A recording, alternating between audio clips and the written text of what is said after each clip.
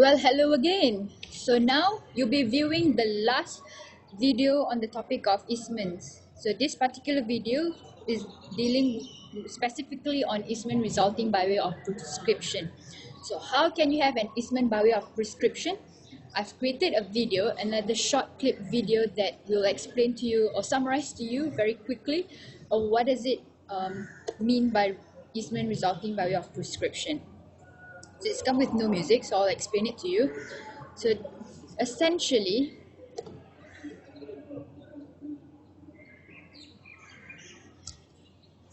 prescription essentially means that you have an easement by way of long use. So the rationale of having easement resulting from prescription is as if you have an easement which has been granted in a deed form, which it technically it didn't, but because by way of long use, we assume it has. So how do you create one? First of all, it's very important for you to satisfy the requirement and the real and borrow part. Remember the 4 characteristics? You satisfy that one first, then you satisfy these 3 conditions. It must be as of right, which means that the owner must use the right openly without permission and acting in a manner as if he is entitled to use that right, as if he's the owner of that particular land. So you can refer to the case of Solomon itself. So what are the methods of establishing an easement? So there are 3 ways. First of all is by way of common law, fictitious doctrine of lost modern grant, and lastly by prescription act. So all of this shows that you need to show proof that you have been using continuously for a very long time. So the first one, how do you create easement at common law? So you must use it since time immemorial, which is 1189. Is it possible? It's definitely not possible. So we're talking about 1189. But as long as you can show proof that during that time no one can rebut the existence of your easement, then technically you can show proof that you have easement by way of prescription at common law. The second one is the fiction of lost modern grant. Because you don't have a grant, nothing to indicate proof that you have an easement which has been granted, but if you can prove it without any rebuttable presumption, then court will actually close one eye and say that you have an easement by way of easement by way of doctrine lost modern grant. And the last way is the prescription act. Okay, so this is the end of the short video, so I'll explain in detail in my next slide. So the first of one, so how do you prove that you have an easement? You must look into the nature of the use itself. So it must be in fee simple, essentially means that you must, there must be an estate in land itself, and you must use it, and you satisfy the 4 points right in front of your slide. So it must be as of right, as if you're rightfully entitled to use that right of way, for example, or any type of easement. Secondly, it must be without secrecy. It must be in open. The neighbors can see it, any other people can see it. So as if anybody can see it, which means that they know that you're entitled to use that right of way in particular.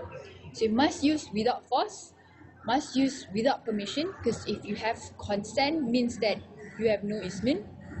And lastly, it must be continuous. So as I mentioned just now, when we talk about easement of prescription, lie in fee simple, so it must be capable of lie in grant. So it must be capable of written down in a deed, because it has always must be legal and must be attached to the property itself.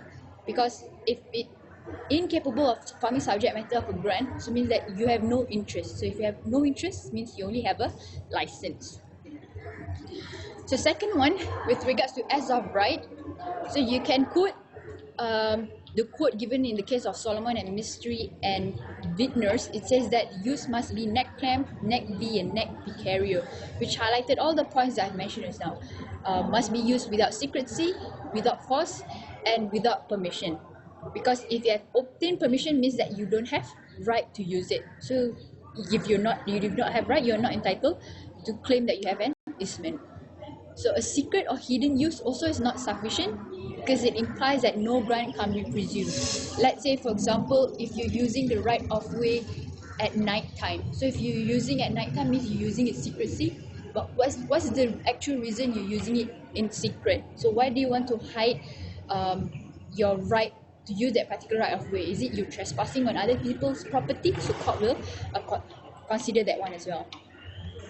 Third one is definitely you cannot protest to show proof that you have a right to use particulars right on other people's land. You cannot put on forcible assertion, or if you continue use in the face of protest of the alleged by the serving owner itself, so it shows proof that you have no easement.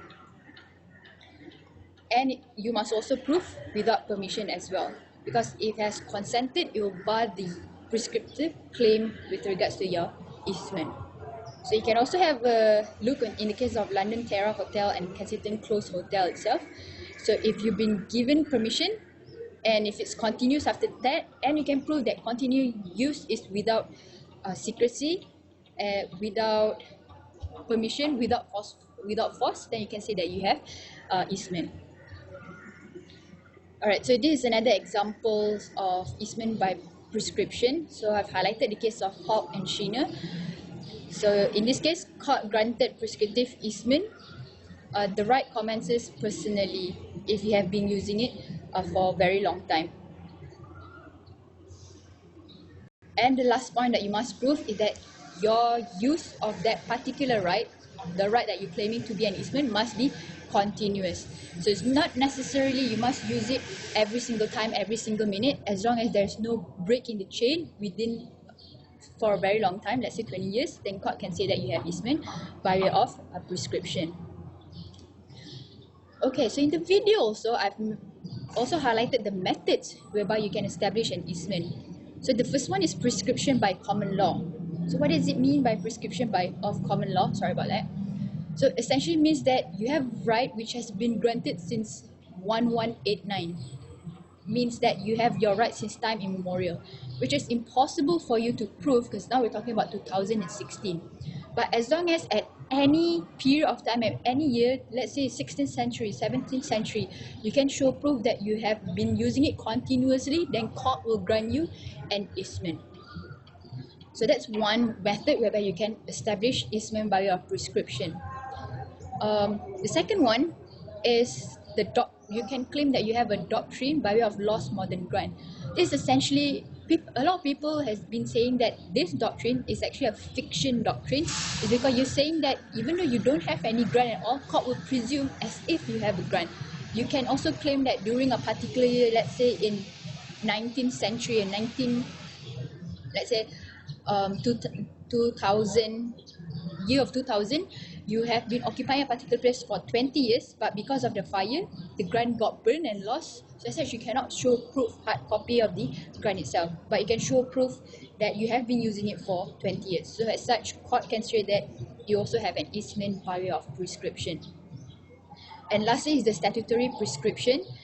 This prescription has been receiving a lot of criticism left, right, centre, because this Prescription Act 1832 has been said to be the worst drafted statute ever in the world, because it's not only elaborating or commenting on the prescription at common law, doctrine of modern grant. It's not necessarily abolishing it at all. It's just adding another conditions to it. So you're talking about you can claim prescription by way of long use for 20 years or by long use of 40 years, which would become absolute and indivisible. There's no further explanation on that. And it also deals specifically with regards to easements of light. So a law commissioner is looking into this Prescription Act, and everyone is hoping that this Prescription Act will abolish, or at least come some sort with a clearer explanation or elaboration on how do you actually obtain easement by way of prescription. So now we're coming to the last part of our slide is how do you protect your easements itself. So remember, whenever you satisfy the 4 criteria of re-envelope park, you can say that you have an easement. But we want to know what type of easement. Is it legal easement or is it equitable easement? So it's always important for you to protect your easement. So again, it depends if you have legal or equitable. So I've already given you the chart in the class. So you can follow through limb 1, the steps in limb 1 on how do you determine if you have an easement or not. So you refer to re-envelope park. Then you look into the creation of the easement, whether it has been granted expressly or impliedly. If it's implied, in what ways? Is it by way of necessity, common intention, will and borough, or lastly even section 62? So once you have established that you truly have an easement, and you want to protect it against the new purchaser, so then you need to register it. So you can look into the last chart itself. For unregistered land, as long as you have your easement written in a deed, then your legal interest will be binding against the whole world. You can say that you have an interest in RAM. But if it's equitable interest, so don't forget that you need to register under Class D sub 3. So this will constitute as actual notice to the whole world. So as such, your equitable interest will also be protected. Because failure to protect your equitable interest means that your interest or your easement in particular will be void. So that's with unregistered land. So you can look into the third paragraph or third point is the registered land with regard to legal easement. So even though you have an easement, you satisfy section 1, it is in a deed form because it's written down, but you must always register it, because if you don't register it, it will become equitable interest. So legal interest takes priority over the equitable interest. So even though if you have equitable interest, you still need to protect it. So you need to enter notice, and as such, it will be binding on the purchaser of the servient tenement. Because if you have equitable easement and you fail to register it, means you have no interest at all. It will not be binding, it will become void.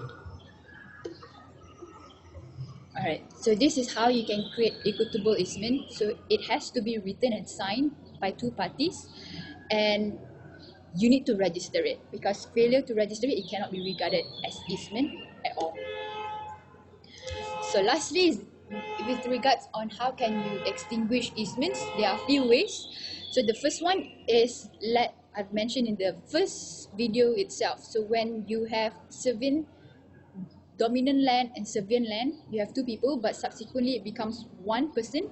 So if one person owning dominant land and servient land, then the easement will be extinguished, because a person cannot have an easement over his or her own property. The second one, if the current owner relays it, so it means there's no longer an easement, or it has been abandoned, or even there is a particular specific statute saying that no easement can be granted over this particular type of land. Subsequently, if you fail to register your equitable interest, you end up with no interest at all. It will become void.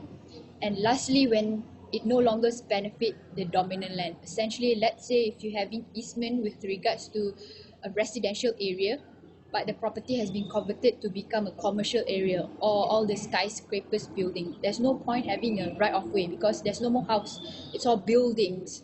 And as such, in such type of situation, God say if no longer benefit the dominant land, the easement is considered as extinguished. Alright, so with regards to the methods of establishing easement by way of prescription, or even by way of implied creation, sadly, a lot of lawyers, academicians, law commissions have said that the area of easement itself requires or in need of reform, because there's a lot of unnecessary complication, specifically with Prescription Act, or you're talking about the word saving provision, section 62 of LPA. So a lot of this, they say that it should be revamped, or if not, just abolish it altogether, just simplify everything, make it clearer. So you can have a look at the Law Commission Report 327, whereby the report listed out wide-ranging recommendation with respect to easements. Okay, so I've also prepared a chart or a diagram for you to understand further on how can you establish if a particular person has an easement.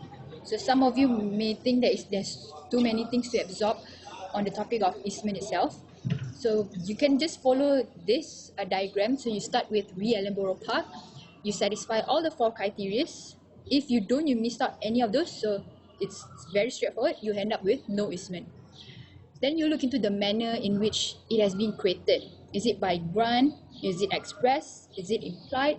Is it by way of reservation or prescription? And if so, then you need to determine if it's made in a deed or a contract. So if it's a deed, you need to register it. If it's written contract, you have equitable easement. And lastly, you look into the length itself, and it will become legal easement. So otherwise, it will become equitable easement. If you don't register it or enter notice, you have no easement at all. What you have is merely a license which can be revoked at any time.